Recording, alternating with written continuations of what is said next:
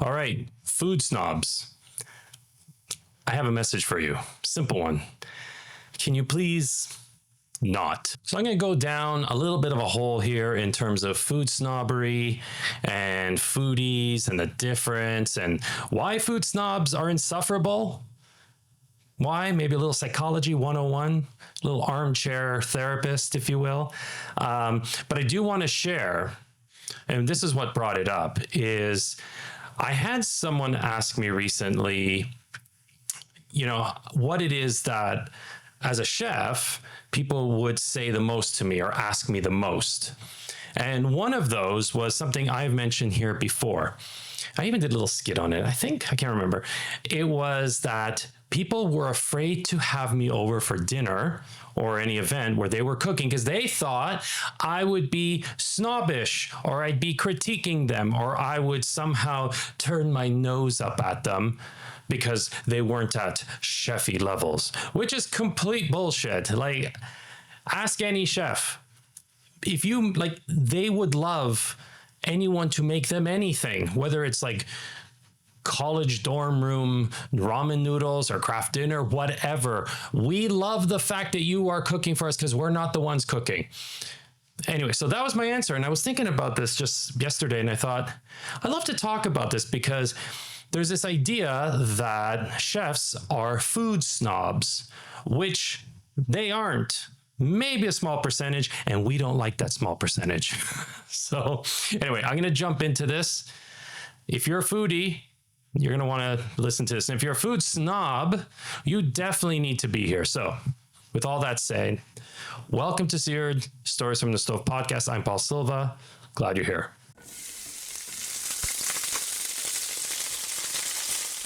Last week, I was in Whistler for a work retreat thing, and I was just blown away and in love with the fact that they had such wonderful food choices that I didn't have to make and that someone else cooked. And because it was a hotel, someone on the team mentioned BEO. And I was triggered. I was like PTSD. BEO. Now, if you're listening, you're not going to see this. I'm holding up what a BEO is. That's a banquet event order. And what that is, it just tells the front of house, back house, what's being served, what time, exactly. And I was like, oh my God, because I used to work in hotel as well. And I was like, my whole life revolved around BEO. So, but the idea is that I enjoyed being fed. Like, who doesn't? And that's when people are asking me like, oh, what do you think of this food? Oh, you can probably do better. Oh, and I'm like, no, this is awesome. This is fantastic. I wish I had someone chewing for me too, because I would like to alleviate that effort as well. Here's the deal. Chefs are not food snobs. Yes, chefs do enjoy high quality ingredients, et cetera, but not all of them. Not all of them. Not everyone is this farm to table, tail to snout. It's not organic, but it doesn't matter. For a lot of chefs, they just enjoy the process of cooking.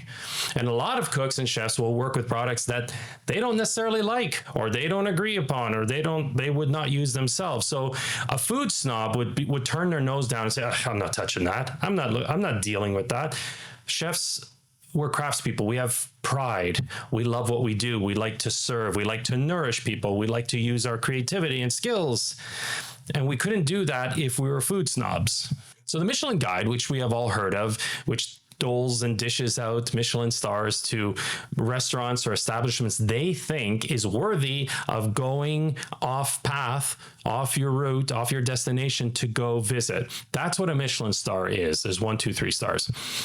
And it used to be, most of them, if not all, went to European sort of posh white tablecloth service, and they crumb your table and you sniff the wine, sniff the cork, and blah, blah, blah, blah. That used to be the established elite kind of level of food.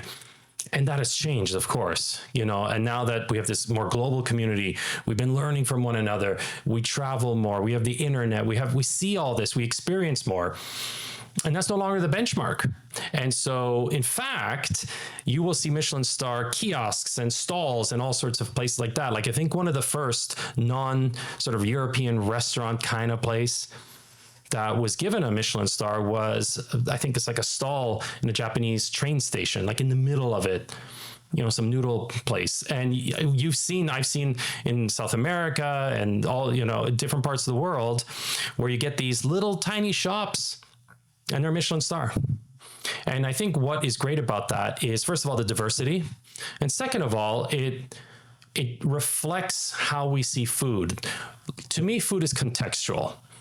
I have my philosophy of food. I'm going to share that in a second, but we have to understand that we are no longer in that space of, well, it's not like, this restaurant in Paris, or it's not like this place, I was in Austria and, in 1968. Those days are gone. Okay, boomer, done. And now that's being replaced by a different kind of food snobbery, which I'm going to talk about.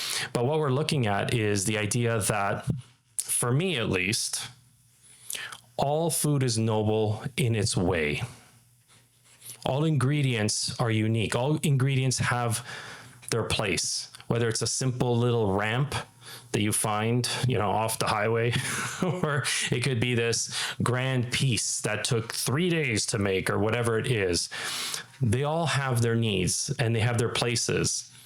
And without getting into things like food security or, food deserts and, more societal things, or nutritionally, we have intolerances and we have lifestyles and we have religious, restrictions and all that kind of stuff. What I want to talk about more is really the idea that some people, snobs, have this idea that food can only look a certain way, that anything outside of their narrow vision and their values around food is less than. And that's where I call bullshit, because that is absolutely not true. Now, I know when I've said the term so far, food snob, it's had a little edge to it. It's sort of like a jokey judgment to it. And at the end of the day, I don't have a judgment against it, because underneath the food snobbery is snobbery, which is superiority. And that's really what it comes down to. And I think that's what aggravates people when they're in the presence of someone who is going on about, oh, you're not using like they turn their nose up at things that, again, aren't in alignment with how they see how good food is. Food snobs, or food elites, or food connoisseurs, which are different than foodies. I'm going to share the difference in a second. Food snobs tend to be, they're the people that have all the equipment and maybe never use it. They have the best of the best of the best. They will get the things just to show that they have some sort of inside knowledge. They will talk about obscure restaurants that they figure most people won't know. They'll talk about how they'll name drop chefs that they know or don't know or pretend to know.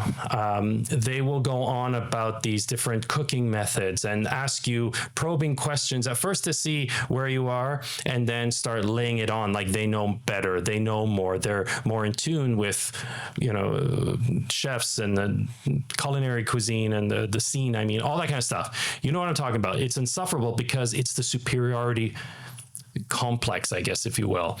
And it has nothing to do with food. Food is just the way, and people can be snobs around cars and clothing. We know that, right?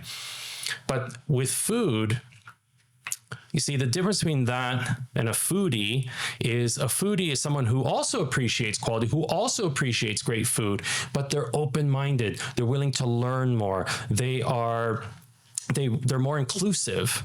They recognize that what they love and like isn't what other people love and like, and are like, hey, that looks interesting. I've never had that. Can I try? I want to try, or I'm going to check out that restaurant. He said, I've never had that kind of cuisine. And that's what it is. They're enthusiastic about it. Whereas someone who is a food snob is not, they're enthusiastic about it, but in a way that is derogatory in some way. It is not inclusive. It is a way to show off. It's a way to show other people up. And we all know that that feeling of superiority comes with a price, and it comes from somewhere.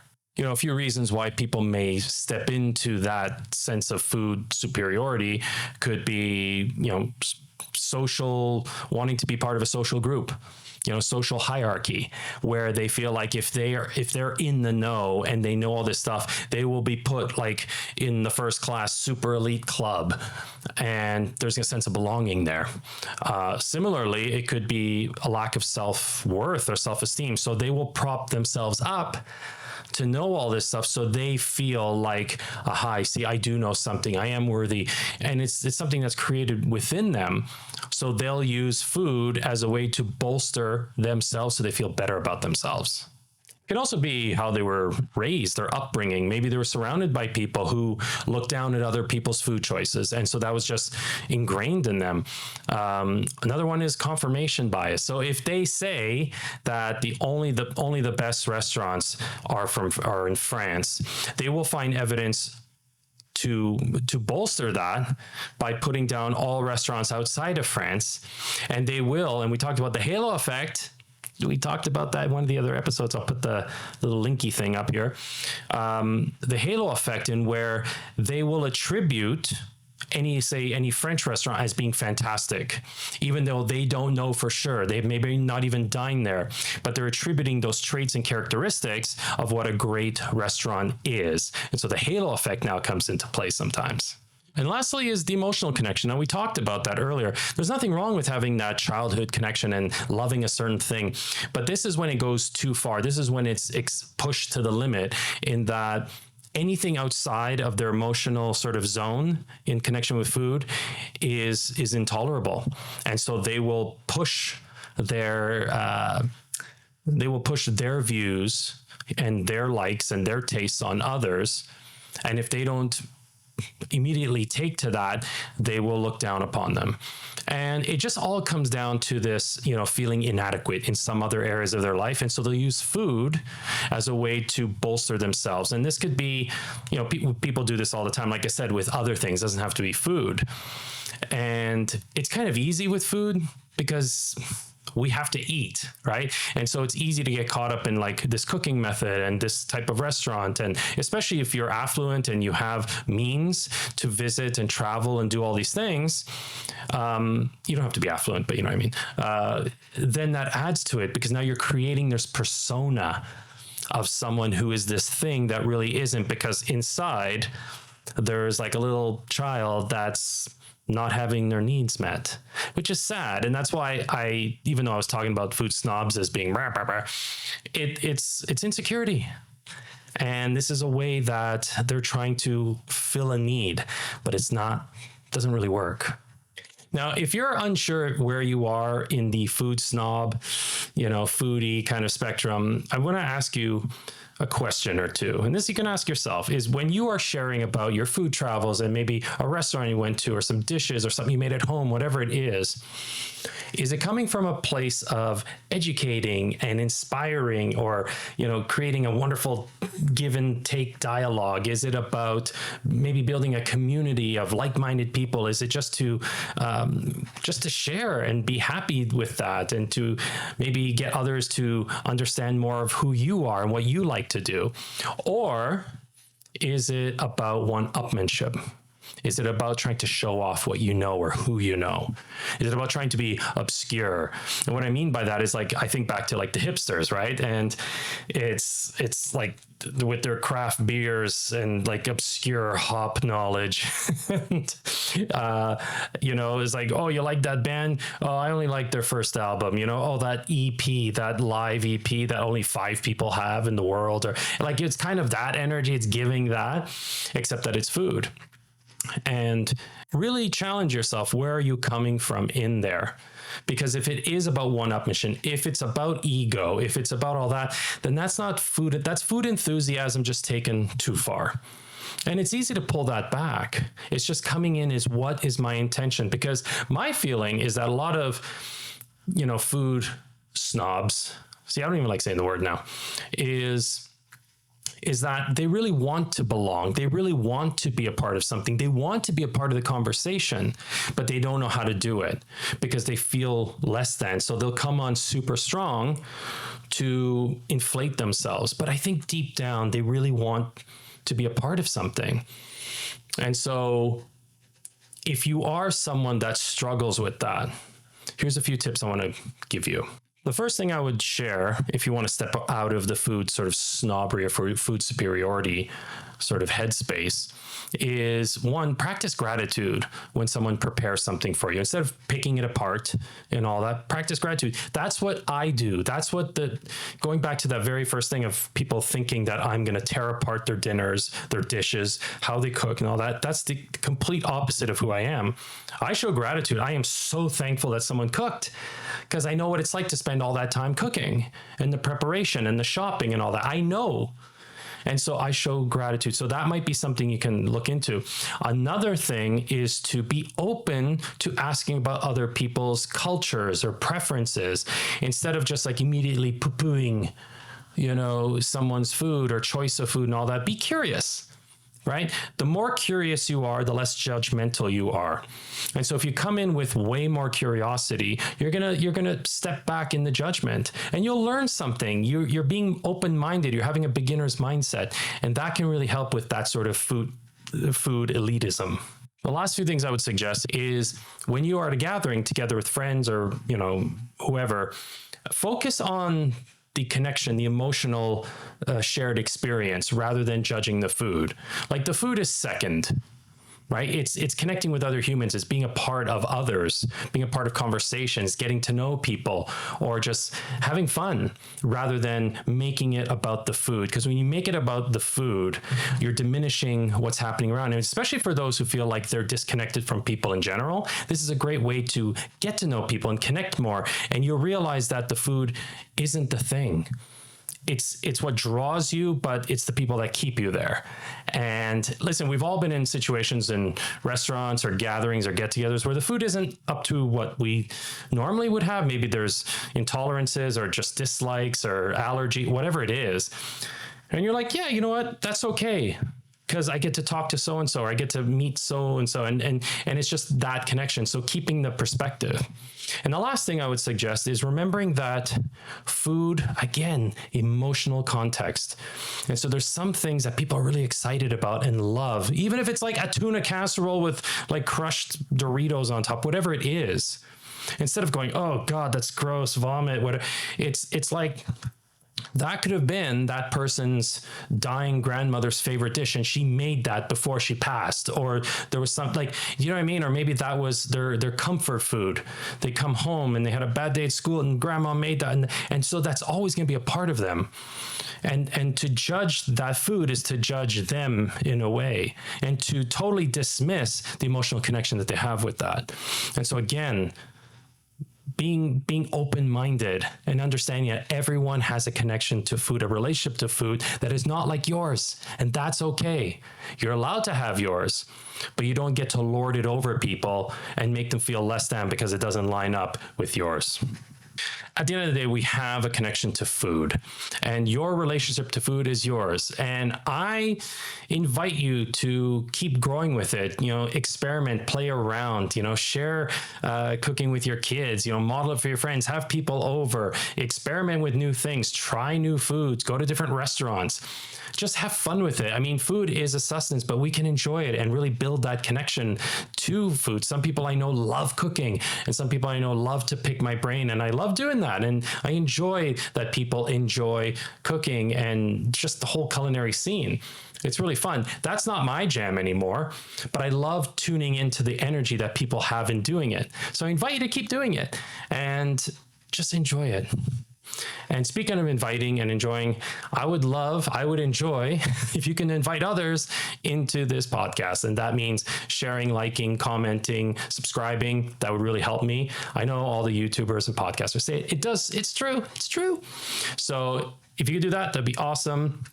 And also, check out my website. It's in the description, and find out what I do. I do podcasting, I do communications and stuff like that, but I also coach and I help people with their creativity. I help people with transitions. I help people just really connect with them true self so they can live a life that they can brag about, that they love. So check it out. And as you know, kitchen's closed. Now scram.